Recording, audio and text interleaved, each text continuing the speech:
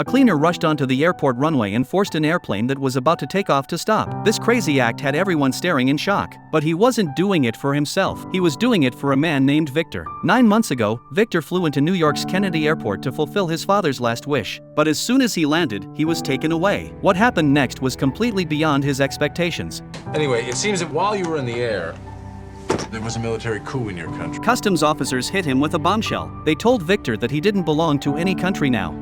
And the new government has sealed all the borders, which means that your passport and visa are no longer valid. He couldn't enter the US, and he couldn't go back to his homeland either. Being unable to speak the language, he didn't understand what had happened until he saw the war on the news in his country. The crushing despair swallowed him up instantly. This meant he was penniless and completely homeless. On his first night, he could only curl up in an abandoned waiting area. He made a bed by putting seats together, barely getting any sleep. The next day, airport manager Frank saw something that made his blood boil. Victor was walking around the terminal in a bathrobe. It was like he thought the airport was his own bedroom. Frank, who was up for a promotion, didn't want Victor to mess with his career. So, he gave Victor a way out. At 12 o'clock today, the guards at those doors are going to leave their posts.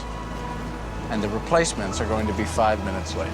He told him to sneak out of the airport when the security guard changed shifts. If Victor dared to step outside, he'd be arrested for illegal entry. But naive Victor actually went for it. However, just as he was about to push the door open, he saw the red light on the surveillance camera. He instantly saw through Frank's trap. I wait. From that point on, Victor decided to settle at the airport. His only goal from then on was to survive. Soon enough, he found a way to make some money. He realized that every time he returned a scattered luggage cart, he could get a 25-cent deposit. For the travelers, it wasn't much, but for Victor, it was a lifeline. With that small income, he finally got his first burger after arriving in the US. Even though life was tough, he still held on to the hope of going home. One day, by chance, he met a beautiful flight attendant named Amelia. At first, he thought she was just a passing moment in his life, but soon enough, he found her crying. He pretended to make a phone call and got close to her. Through their conversation, Victor learned that she had been deceived by a married man. You make it a habit out of listening to other people's conversations. No, I try to call home. So, then, You know why men are such assholes? no.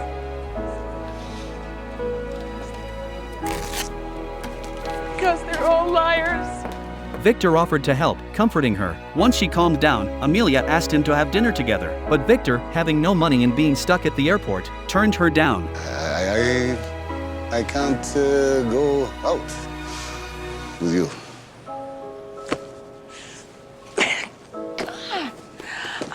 I'm so sorry.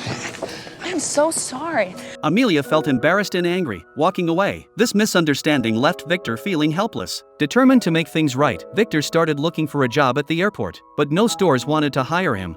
Do you live nearby? Yes. Gate 67. Because we are very particular about punctuality. Did you say gate 67?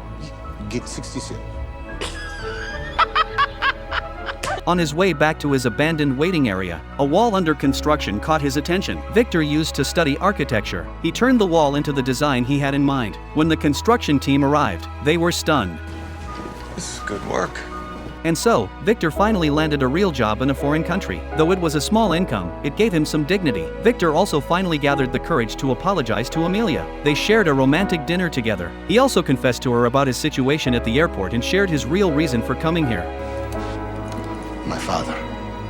Oh God, Victor, please tell me your father isn't in that rain again. His father had been a big fan of a jazz band. He had collected signatures from 57 musicians, but there was one last musician he couldn't get. Victor had come to New York to complete his father's wish. His kindness moved Amelia. Meanwhile, Frank kept an eye on Victor's every move. He even knew exactly how much Victor made every hour. One day, Victor helped a traveler who didn't speak the language and was carrying medicine for his father, avoiding a penalty. But this enraged Frank. He angrily slammed Victor onto the printer. And that's when his boss, who was there for an inspection, saw everything. Frank's promotion dreams were shattered. But Victor's exit from the airport became even harder under Frank's watch. From now on, you and I are partners. If I stay, you stay. You will not set one foot in New York City. One morning, Victor got some big news from a friend. His country had restored peace. That meant he could finally leave. Amelia used her connections to get him the long-awaited entry visa, but the visa wouldn't be valid without Frank's signature. Clearly, getting Frank to sign it was nearly impossible. Frank told Victor that if he didn't leave, he would go after his friends. He found out that Victor's janitor friend, Gupta, was an undercover fugitive. If he was exposed, Gupta would face at least 7 years in prison. At that moment, Victor had the hardest choice to make between his father's dream and his friend's freedom. I will go home. I'm sorry, what did you say? I will go home. Leave them alone, I will go. In the end, he chose to protect his few friends at the airport. His friends thought he had given in. Gupta even called him a coward. Victor didn't explain and just walked away. He didn't want Gupta to feel guilty because of the truth, but Gupta's insults made a nearby security guard reveal the truth.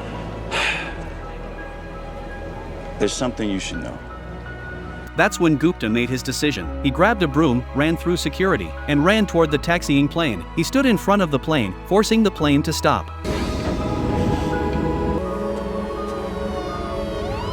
I'm going home! Everyone at the airport was stunned. Even Frank in the monitoring room widened his eyes. Though Gupta had made mistakes, his kindness still existed. He couldn't be the one to stop Victor from completing his dream. At Gupta's urging, Victor grabbed his bags and ran towards the exit. But at the exit, security set up by Frank blocked the way. You see those doors? Those are the entry doors to New York City, to the United States of America. Turn around.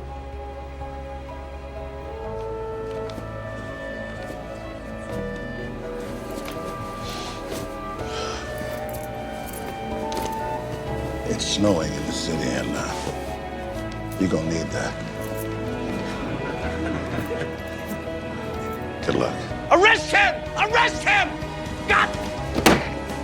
Once the last barrier was broken, Victor finally stepped onto New York soil after 9 months. It was snowing lightly in New York at that moment, but Victor felt a warm breath of air. In the end, Victor got the last signature. He finally fulfilled his father's wish. The movie says that life is full of waiting, but Victor's 9-month stay taught us that what's stronger than waiting is the dignity of holding on, the optimism in the face of adversity, and the kindness that lights up one another. Everyone has their own final destination. Maybe the road ahead is long, but as long as the belief doesn't fade, you'll eventually get there. Where you want to go? I am going home.